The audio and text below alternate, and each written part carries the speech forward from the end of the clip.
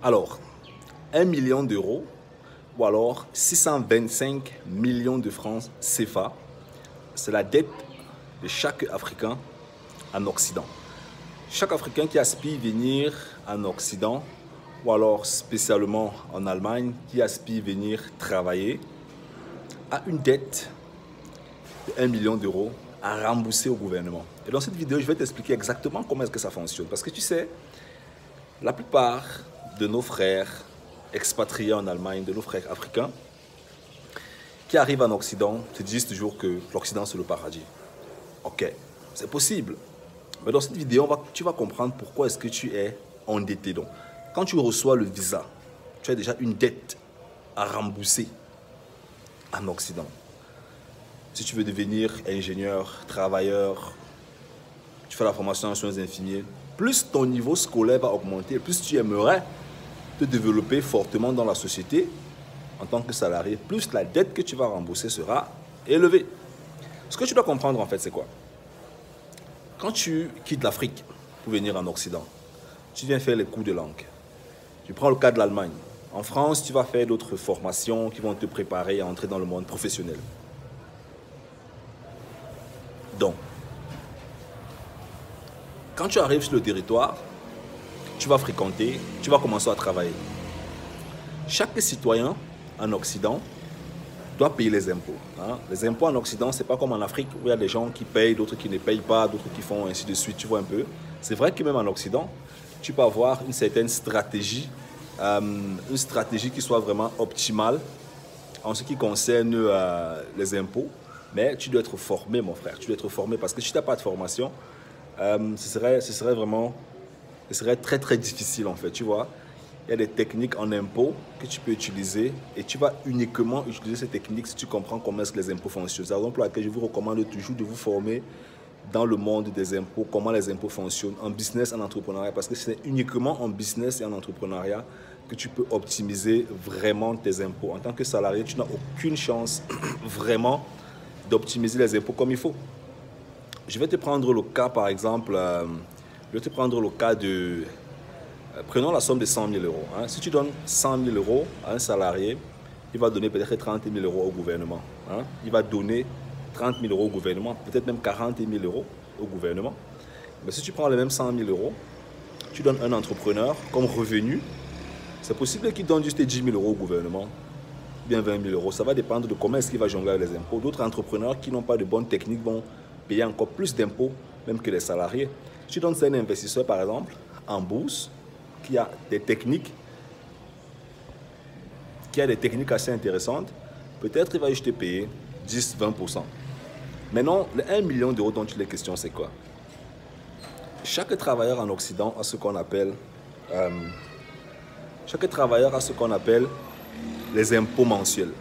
Et dès que tu déposes tes valises en impôts en Occident, tu paies les impôts sur tout. Tu paies les impôts sur l'eau, tu paies les impôts sur le carburant, tout ce que tu touches là-bas, tu payes les impôts. Tout, vraiment, et vraiment tout, tu vois un peu. Donc, quand on te paye ton salaire, que tu redépenses dans la société, il y a un très grand nombre d'impôts qui sont inclus dans ces dépenses que tu fais. Mais ça, ce sont des petits impôts. Les gros impôts, en fait, quand tu es salarié, ce sont les impôts sur le salaire et d'autres types d'assurances obligées que tu dois payer. Et quand on calcule tout ça sur le nombre d'années que tu vas faire en tant que salarié, pour certaines personnes, ça peut dépasser 1 million d'euros. 1 million d'euros, c'est 625 millions de francs CFA. Tu ne vas pas croire, mais c'est la vérité. Et la vérité, il y a des gens qui sont cadres dans des entreprises qui gagnent 5 000 euros. Et en brut, peut-être 8 000 euros brut. 8 000 euros brut, il y a peut-être 3 000 euros qui vont dans les impôts. Tu peux calculer, multiplier par 12, multiplier par 30. Ça va faire combien? 35 ans de salariat. Tu peux déjà voir, ça c'est la dette. D'accord? C'est une dette. Aussi longtemps que tu viens en Occident, tu vas payer cette dette. Si tu ne comprends pas comment les impôts fonctionnent, tu payeras cette dette. Et c'est ça la vérité que les Occidentaux ne montrent pas aux Africains. On dit uniquement l'immigration, il faut venir en Occident, oui. Mais on ne fait pas comprendre aux Africains que s'ils s'amusent, ou bien s'ils ne s'amusent pas, ou bien je ne sais pas trop qu'est-ce que je vais dire, s'ils blaguent un peu un genre, ben, ils vont rentrer fauchés en Afrique. Toi qui écoutes cette vidéo, est-ce que tu connais comment est-ce qu'on investit pour avoir 12%? Est-ce que tu connais comment est-ce qu'on peut acheter un bien immobilier avec une carte de crédit? Est-ce que tu connais comment est-ce qu'on peut investir et gagner le salaire même d'un ingénieur en Occident avec juste de très petits montants. Non, tout ça ne va pas t'intéresser parce que tu peux jouer les petits malins. Parce que tu te dis que non, j'ai mon salaire, je vais arriver en Occident, je vais faire la formation en soins infirmiers, je vais faire la formation, je vais être ingénieur. Ben à un moment donné, on s'en fout de tout ça. Pourquoi? Pas pour dire que ce n'est pas important, mais pour te faire comprendre que les vrais enjeux, ce ne sera pas de devenir ingénieur. Devenir ingénieur, même ma grand-mère peut devenir ingénieur si elle a un très bon cerveau.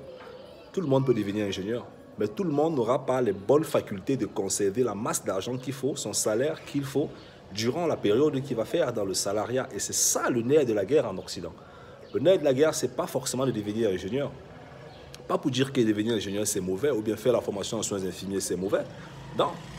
Le truc, en fait, c'est que parfois, on reste dans un domaine et on se justifie de rester dans ce domaine parce qu'on veut cacher le niveau de paresse qu'on a. Tu n'as pas pris l'avion pour arriver en Occident et démontrer que la formation, je ne sais pas, X, Y, Z, c'est la meilleure formation qui t'attendait sur la terre. Le bon Dieu ne t'a pas créé avec une formation. Le bon Dieu t'a créé avec des connaissances. Ou bien avec un cerveau qui est prêt à absorber n'importe quel type de connaissances. C'est avec ça que le bon Dieu t'a créé. Donc quand tu restes dans le coin, tu te dis, je ne vais pas m'intéresser à ça, ça ne m'intéresse pas. Qu'est-ce qui t'intéresse?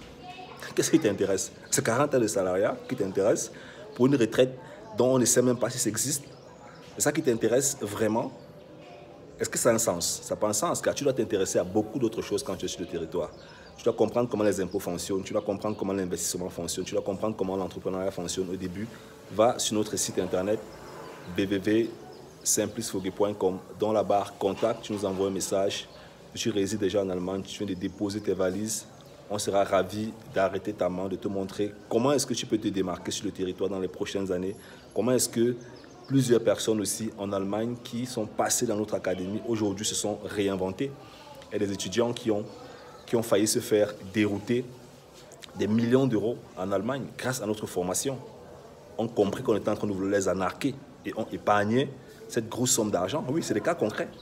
Des étudiants qui ont failli signer des conneries qui devaient leur coûter des tonnes, des centaines de milliers d'euros. Mais notre académie, en finance, en investissement, leur a permis de voir vraiment le côté caché du système en Occident. Et aujourd'hui, ils sont tellement fiers. Et toi aussi, tu dois faire partie de cette académie parce que, en fin de compte, tu vis d'un système qui est capitaliste et il faut que tu te démarques, mon frère. Il faut que tu te démarques. Et c'est mon cri de guerre dans cette chaîne YouTube. C'est ta vie en Occident. Ta vie en Occident, c'est pas uniquement faire la formation en soins infirmiers ou bien venir faire le bénévolat et puis gagner de l'argent ou bien travailler. Non. Ça, c'est une partie de ta vie en Occident. Ta vie en Occident commence même avant que tu ne sois arrivé en Occident. Ça continue quand tu es en Occident et ça finit en Afrique. Parce que la vraie vérité, c'est que aussi longtemps que tu es en Occident et que tu es relativement jeune, je ne sais pas moi, peu importe, tu planifies rentrer en Afrique. Donc ta vie en Occident, c'est 3 niveaux. Afrique, Occident, Afrique. J'espère que la vidéo t'a plu. Tu la partages avec tes potes, tu laisses un commentaire. On est ensemble. Bye bye.